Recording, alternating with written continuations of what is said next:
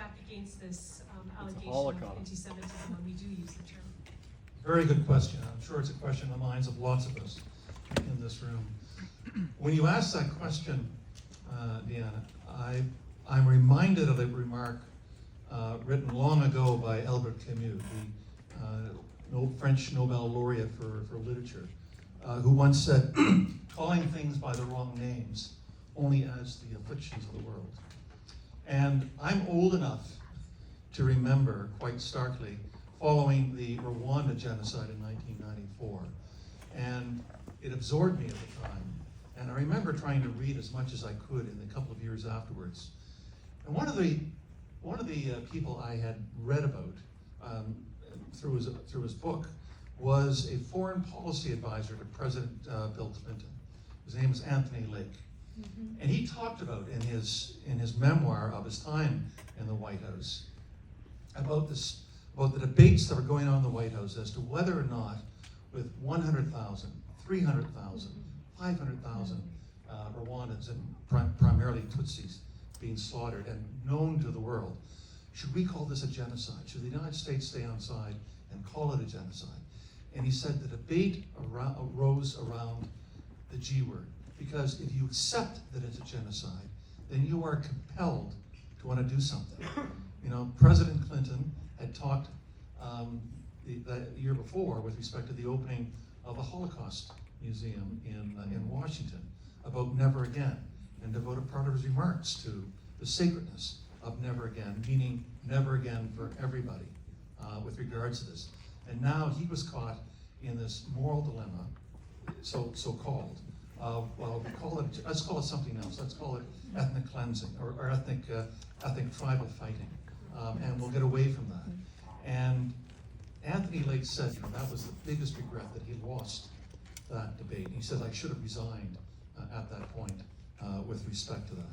Because when we think of settler colonialism and the genocides it's perpetrated, you know, there are three different ways in which those genocides over the last 500 years have played out. One is settler colonialism and genocide as extermination, which is what happened on the North American continent from 1492 onward. The second is settler colonialism, possibly as genocide, as domination, which is what happened in South Africa. And the third is settler colonialism as genocide, or the beginnings of genocide with respect to expulsion. And that's what happened in Palestine as well. So we lawyers, and I don't want to be all lawyerly on you, but it's important for you to know if the question is, can I use the word genocide? And if someone pushes back, how do I defend my use of the word genocide? Well, think of it this way. First of all, the definition is quite straightforward in both the 1948 Genocide Convention and the 1998 Rome Statute, which created the International Criminal Court. And basically, it's just like our criminal laws. You have to show genocidal acts, and you have to prove genocidal intent. And genocidal acts would include things like killing members of the group in large numbers, causing serious bodily or mental harm, deliberately inflicting conditions of life calculated to bring about that group's physical destruction in whole or in part. Those are three of the leading ones. And you also then turn to genocide intent, because you have to both genocidal acts and genocidal intent proved. And genocidal intent is defined as the specific intent to destroy in whole or in part a national, ethnical, racial, or religious group. And then you turn to the question of Palestine and what's been going on, particularly in Gaza, over the last 19 months. And what I draw my experience of very soberly is reading 4 leading documents that have come out over the last 8 to 10 months that are extraordinarily well researched, very carefully argued and articulated, and tied very tightly to this dominant definition of genocide. And I'm referring to Human Rights Watch, to Amnesty International, to Doctors Without Borders, who in particular looked at the destruction of the healthcare system in Gaza as an act of genocide. And finally, my very able successor, as a UN Special Rapporteur, Francesca Albanese, who devoted 2 of her reports in March and in October of 2024 to the UN on the question of genocide. Many of you, I'm sure, in this room would have gone to see her when she was here at the beginning of November, speaking about that second report that she gave. And if you read those reports, and believe me, those reports aren't meant for lawyers. Those reports are meant for all of us, because international law, international humanitarian law, international human rights law is meant for all of us. It's not monks talking to monks, as sometimes lawyers want it to wind up being. So if we just take some of the most simplest of facts that are known to everybody in this room, the fact there's been extraordinary civilian deaths. There's been over at least 52,000 Palestinians have been killed in Gaza over the last 19 months. The vast bulk of them clearly are civilians, women and children in particular. This, from all that we know with respect to decision-making made by the Israeli army and by the Israeli government, is not collateral damage, as much as I hate listening to that term. It's not incidental or proportionate to targeting of Hamas. We know from all of the revealed information, both by Israeli newspapers and by Israeli human rights activists as well, that the kinds of decisions that were being made, not only in the first part of the war, when there was a huge number of these one-ton bombs dropping to kill 300 people in order to kill the possibility of 1 or 2 Hamas militants, that there was no consideration at all with respect to using these AI systems to determine whether or not this kind of collateral damage was going to be incidental or not. And we also know from the blockade that was then, and of course is now, with respect to fuel, food, and medical supplies getting into Gaza, is a deliberate strategy. We have known from the starvation of civilians by the Germans in Leningrad in the Second World War. We have known, for those of you old enough, and I am old enough, to remember the genocide in Nigeria, in the Igbo, in 1969 and 1970, of the deliberate starvation of the population there.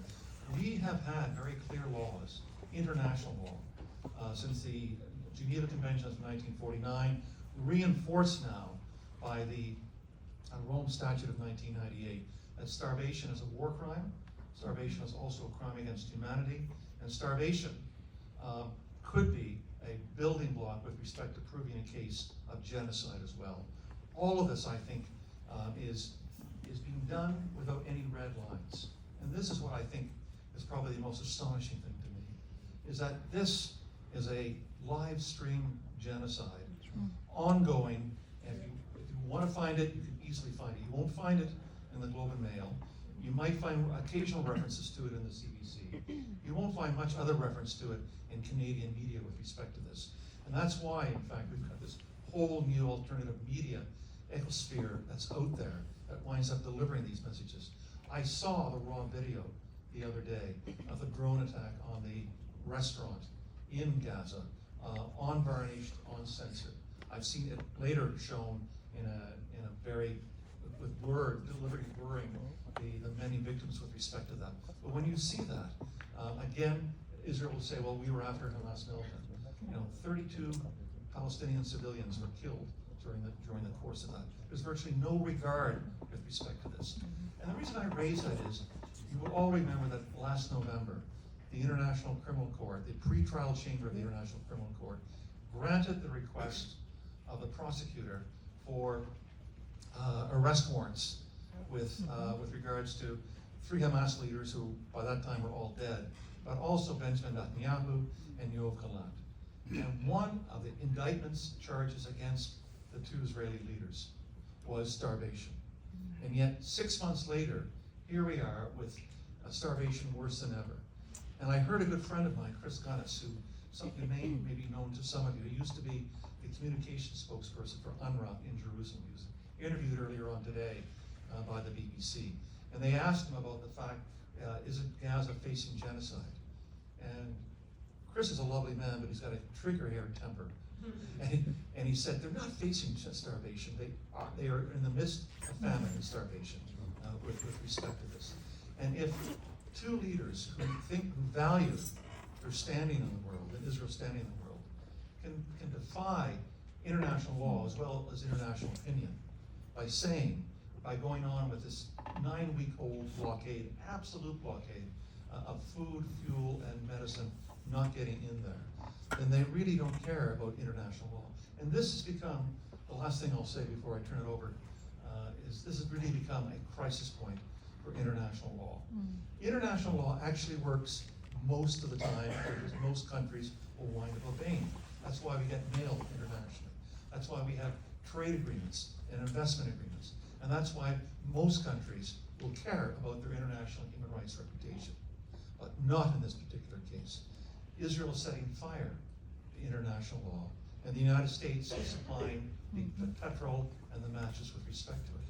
And if we care, I guess, about common humanity and the direction of where we're going, because international law was never meant to be an umbrella that folds up at the first sign of rain. It was meant to be protective of all of us, and particularly the most vulnerable and the most oppressed with respect to this. And here we are on a massive scale, known to all of us, it is doing just the opposite with regards to this. This is a tragedy of international law, and therefore it's a tragedy for all of us.